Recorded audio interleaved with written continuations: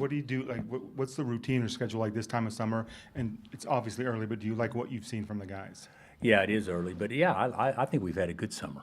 I think we've certainly improved since the end of last year with our two returning guys, and the new guys have all gotten better. It's been a good group to coach. They have been very teachable and certainly have hooked up and got after it. So I've been real pleased. We're nowhere close to being a team or where we hope to be, but I think that we've had some individuals progress, and even more importantly, I think we've kind of learned that there's a way that we should play offensively to give us the best chance, and I think the guys have all bought into that. What does that look like for this team to be optimal offensive, just based on what you were just saying? Last year, I actually believe from a scoring standpoint, you had a first and second option in one guy. This year I think we'll be more balanced, without question. I also think we have a collective group of better and willing passers, and of course, Tyron's the key to that. He's about as good a passer as I've ever been around. So I'm excited about that. Now, with that being said, you still got to make shots and get the ball in the basket, but we shot it a lot better this summer than what I probably even projected going into the summer. We've had some guys shoot the ball really well. And then the news of the Hour of the Duke exhibition, just how that kind of come together. And I know you had previously in years past wanted to have one on the road. How did these kind of all end up being home this year? Well, last question first. Louisville owed us a game, and then of course we playing an in-state team, and then I think if you get a chance to play Duke at home in a unique way that's set up, and then us actually go back to their place next year, I think I personally think it's great. I think from a fan standpoint, getting Louisville and Duke at home, I think definitely adds to the attraction of our schedule immediately. Those two games aren't the biggest games on our schedule by any means, but the appearance of having them that early in the season, I think people will be pretty amped up to watch them. Stokes is the second top-rated player in 2 years to come here. We hear a lot about him. What has he done that's impressed you the most? We all knew that he was skilled. He can rebound and bring it. He can do a lot of different things. I'd say that there's two things that have impressed me the most about him is he can shoot the basketball.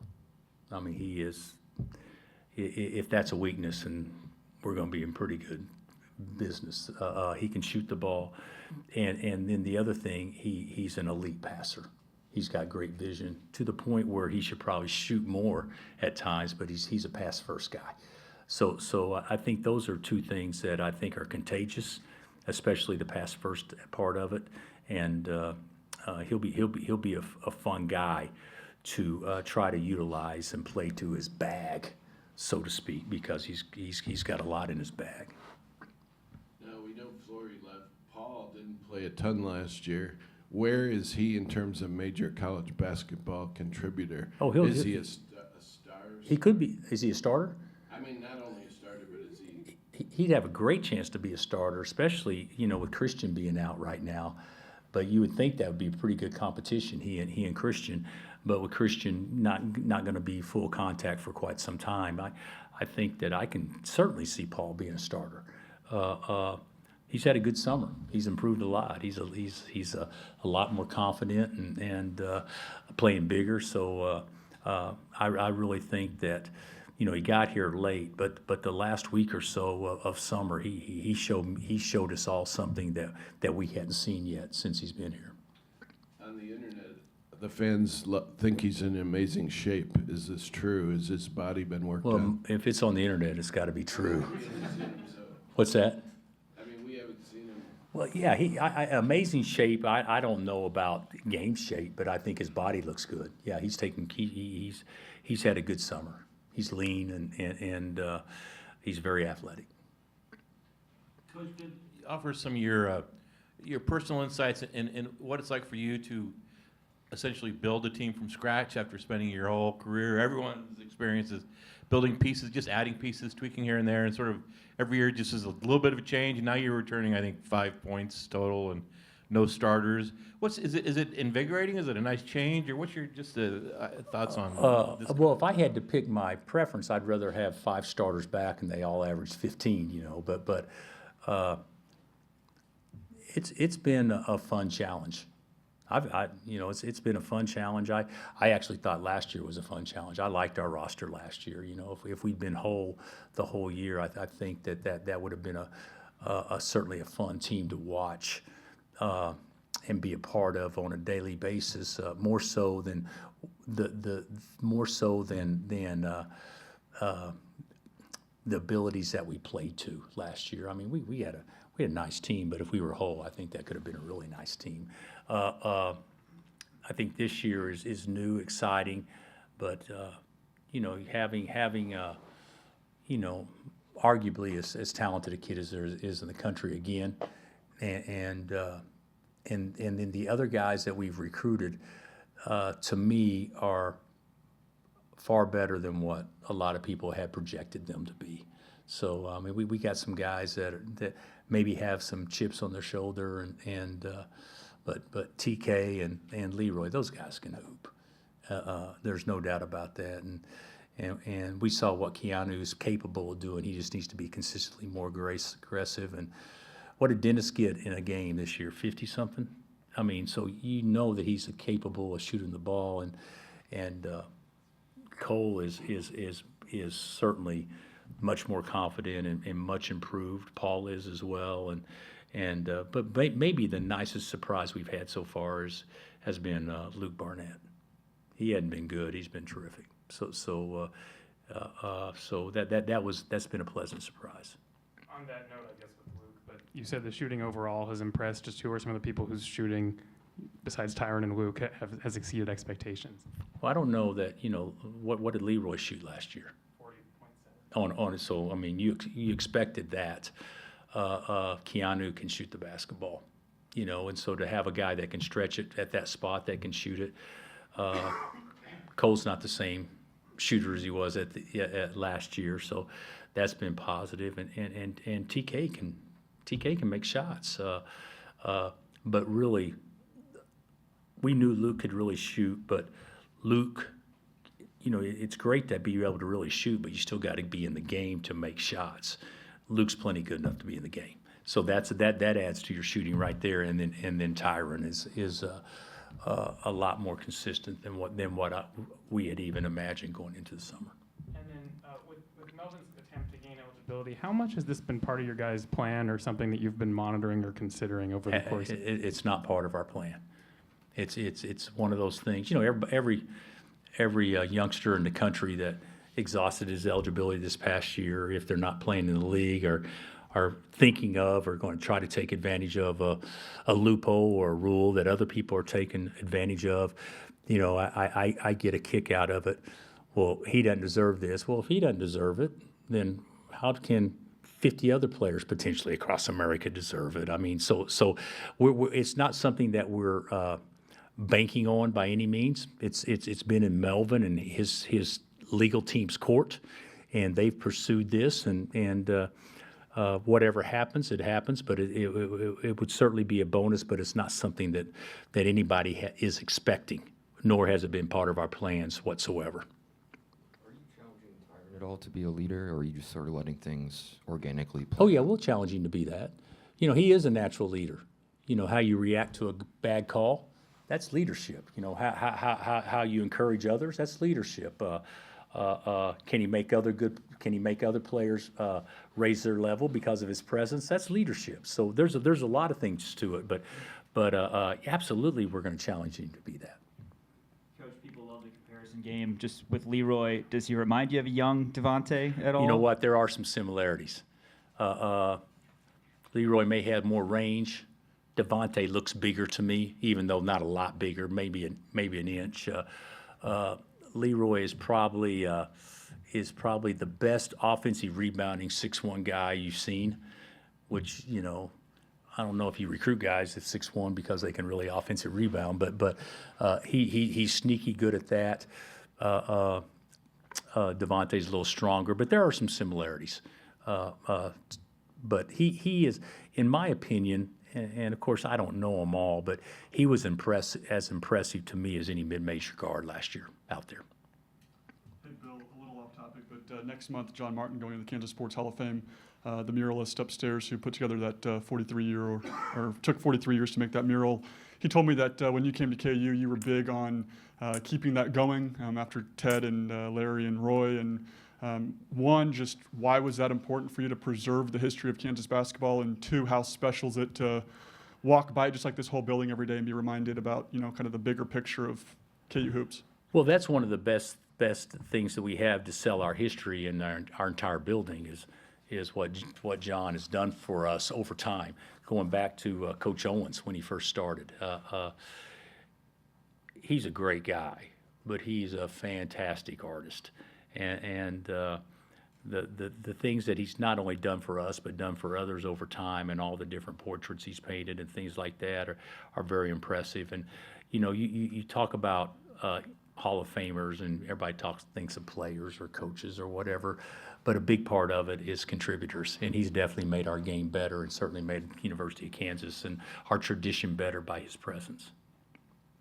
With a player like Cole, based off what he did last season, what are the conversations like this offseason about maybe him growing his confidence or being able to continue to grow off what he did last year?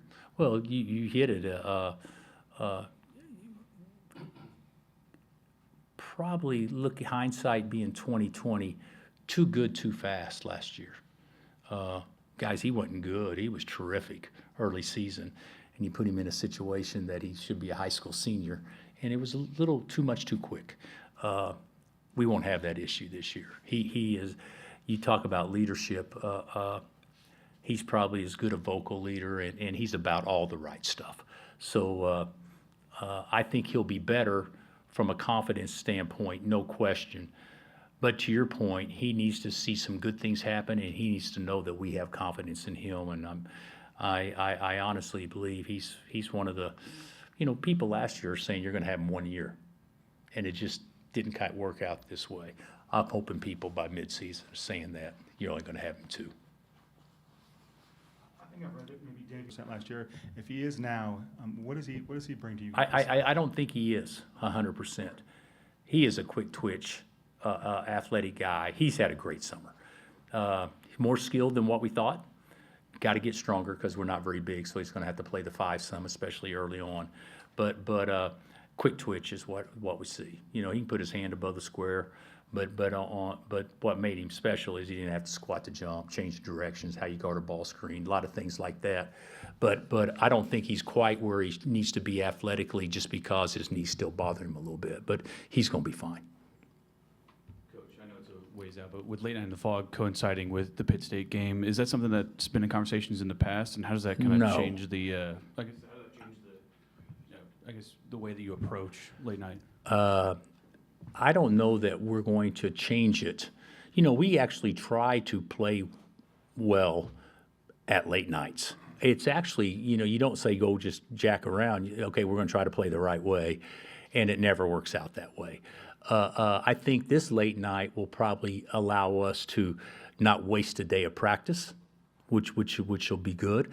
Also, there's some things that about this late night that's different. And there's so many opportunities. There's only a few opportunities where people that don't get a chance to watch us play can come, and hopefully there can be some creative things done in that regard that will make it a special night. But we're not going to take away from interactions. We're not going to take away from half-court shots. We're not going to take away from personality. None of that. Now it'll have to be choreographed in a way that a game is still played. But I think it'll be better this way, and that's something that we've all talked about, trying something new. I really felt like late night at its peak was when we first got here, late night at its peak was when Wiggs was a freshman, and there's 5,000 people waiting to get in. Late night kind of stalled, and then we had to bring in an act, and then that was great at times and all that stuff. And then, but with budget cuts and everything across all athletic departments, this is a way that I think we can accomplish more of entertainment plus substance. And so I don't think it's going to be a negative. People don't like change a lot of times, including me. This is one change I think will be good. What's Reeves's timeline? Same. Should he be ready by season full speed? Absolutely. When he'll be live, full contact, I don't know, Gary, if that's early October or middle October or whenever it'll be, depending if he doesn't have any setbacks. But when he comes back, we're hopeful he's 5-on-0 full speed, just no contact. So he won't be behind in what we're trying to put in or anything like that. Could you add another big man? There were some reports of a guy from another country. Yeah, there's a lot of those out there. Yeah, I think we could. I figure one of the first questions is your roster set, and I think the answer is maybe, but we're still looking. And so if we can make ourselves better, then we're certainly going to try to do that. And one of the things that we do want to try to do is, if we have, to get a big, just because of the situation with Christian and depth and all that. So our roster's not set. It may be over, but we're still investigating different opportunities. Are any players out of action with injuries, and how is your health? My health, I think, is fine, except I had my knee replaced, and that's been a little bit more challenging than what I actually thought it would be. So that knocked me out a lot, travel and a lot of things like that I hadn't been able to do. But my health and everything, I think, is fine. What I'm going through is no different than what a lot of people go through. But it's the rehab hasn't been quite as looking forward to as maybe what some other rehabs are. But I'm in good shape. When do the players leave, and when do they come back? They're gone. Players left when school was out last week. I think, what was that, 24, Sean? So the players are gone, and they are basically off for 4 weeks, and then they'll return. When does school start? 22nd, 24th? 24th. So they'll return like on the 21st. So it's a good break, and one reason why it's a good break, because you asked a good question. I don't know other than Christian, we had 100% participation, everybody going full speed. But with that being said, they were tired. So and bodies aren't used to that. So many young guys, I think it'll be good they got a break. Finally, for me, as an observer, you're not there, but this TBT team is advancing well, but there was a big fight the other night. What's your take as an observer of it all? First of all, I mean, those guys are playing their butts off. I mean, they're trying hard. Just to practice a few practices, go out there and try hard, which I know the other teams are doing that too. But I was really proud of them. I thought we were so bad, and you guys were there in Manhattan that first game. I mean, we were awful, and they were better. And the second game, God, we found a way to eke one out. Third game, I mean, it was close, but guys finished. And then the other night was obviously a weird game because of an incident when two guys get tied up, and next thing you know, 7 guys, or how many guys got thrown out? 7 or 9 guys got thrown out. So that was unfortunate. And of course, what happened after the game was ridiculous and totally uncalled for. But I'm really proud of our guys. But we need to lace them up, because they're going to be playing in front of 12,000 people at Memorial Coliseum, and a couple of ex-lottery picks are in the mix and stuff like that. So it should be fun. And I hope like heck that those 2 little guards, if they can both be on at the same time, I think this team could play with anybody.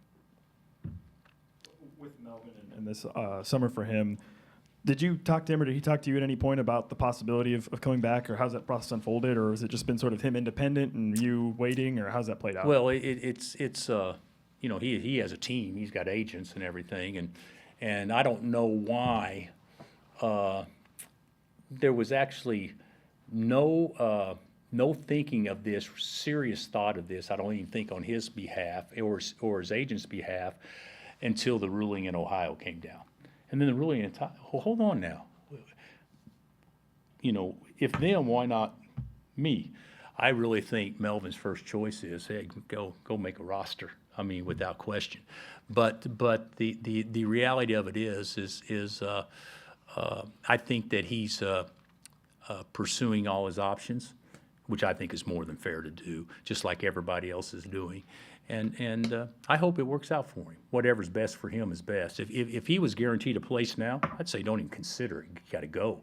But you know, depending on how it plays out, we'll see what happens. But I think it goes without saying that he would probably be welcome back from our fan base's standpoint. When we talked to you 8 weeks ago or whatever, I think you said you didn't really want to play small. Have your feelings changed on playing small at all, having been forced to do it for much of the summer? No. Well, but you say play small, and yeah, we could play small, but guys, that's 6'11", 6'8", 6'8". You know, that's bigger than what we've been playing. So at least in most situations. Now, last year, you know, we played small with Flory at the 5. You know, he's 6'9". So we'll be bigger than we were last year. But I think in my time here, in a perfect world, yeah, I'd like to play bigger, and I'd like to play through the post more. But the reality of it is, I think that this team could be unique enough that playing Dawes and Stokes at the 4 and the 5, who's going to guard the 5, and you put a situation where you put in some, you know, 5-4 ball screens or 1-5 ball screens. Those guys are all capable of coming off and making plays. So I think it'll be fun. Because the skill level from a ball handling standpoint is different. They're not bigs, even though their standing height is pretty tall. Another TBT thing for you. I know it's really cool for KU fans seeing different classes of guys, Frank and Mario out there at the same time. What's that like for you? And Sharon and Tyshawn on the sideline too. It's been great watching them. You know, they practiced here, so we were able to talk to them. And that kind of stuff. And, of course, it's a makeshift team. You know, the most impressive guy maybe start to finish is, you know, Hannah. He's been a stud. And because he plays the game the right way. He plays to win regardless of the situation. But those other guys, you know, Billy and Carlton, I mean, those guys, I told Sharon and Ty, I said, you know what? Everybody wants to play to what they do best, but in order for you guys to have a chance to win, those two have got to be something that they're not. They got to go guard Beasley. They got to go be a big, and I think they've actually done a really good job. So it's been fun to watch. It's also fun to watch. That's not the most productive KU players that's ever played out there, with the exception of Frank, and of course Zeke was productive. But those guys are just trying hard, and I hope this brings interest and motivation to other players that aren't doing anything this summer or have an opportunity to play with this, if they want to come back and play, because to me it looks like they're having fun. Did you follow the summer league in the NBA, and just what do you think about what Darren was able to do this summer? I followed and I watched. I thought he's really good, and then I thought he had his ups and downs too. They played him on the ball basically all the time, which I'm sure that's what they want to look at and that kind of stuff, which I think is great and good for him. So it was probably a little different for him, but I thought it was good. I get a false, to me, those things are hard to evaluate because there's many guys that play a certain way in those games that when they get on the real team, they can't play that way because they got other guys that are going to be taking those shots and all that stuff. But I actually thought he looked good, and when he's good, to me, he's the best player, hands down. So I don't think he shot it anything like he's capable of shooting it. But you guys know as well as I do, every time he shoots it, don't you think it's going in? So he's one of those guys. So I thought he did well. I don't think he crushed it, but I certainly think he did everything he was supposed to do.